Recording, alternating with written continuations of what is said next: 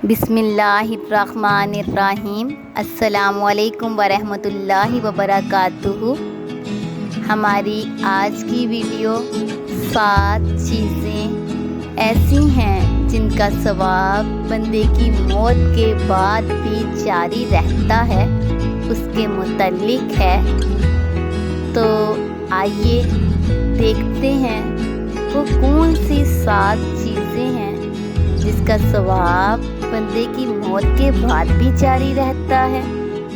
और वीडियो को आखिर तक ज़रूर देखा करें ताकि आपको मुकम्मल फ़वाइद हासिल हो सकें।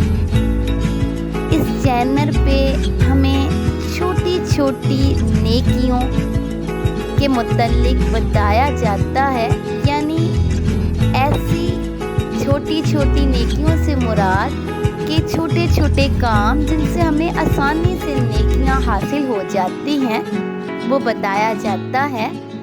और अगर आपने अब तक इस चैनल को सब्सक्राइब नहीं किया तो कर दें और वीडियो को शेयर और लाइक भी ज़रूर किया करें, क्योंकि अच्छी बात दूसरों तक पहुंचाना सदका-ए जारिया है।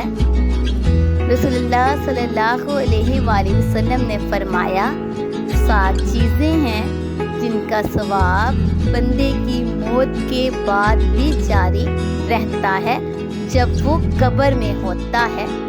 नंबर 1, जिसने इल्म सिखाया, यानी जिसने भी आपको इल्म सिखाया, उस सिखाने वाले को उसके मरने के बाद भी सवाब मिलता रहेगा।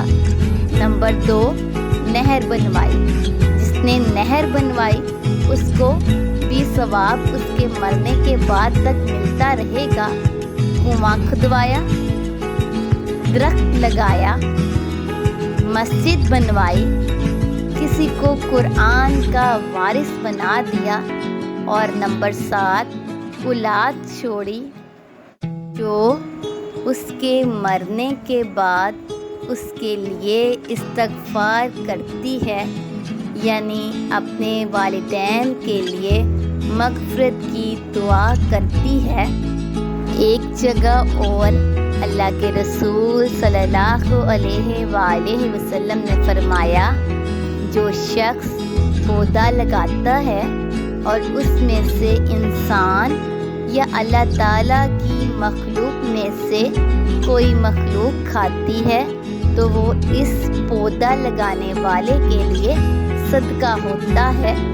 तो अब तो हमारे पास बेहतरीन मौका है, 14 अगस्त भी आ रही है, तो क्यों ना हम जहाँ पर ज़्यादा पैसे लगाते हैं, यानी कोई भी फजूल काम के लिए, तो उसके बजाय हम एक पौधा लगा दें। देखिए वो हमारे लिए सदका होगा, जब दरख्त बन जाएगा और लोगों को साया देगा और अल्लाह की मखलूक उसमें से खाएगी तो इंशाअल्लाह हमें अजर मिलेगा।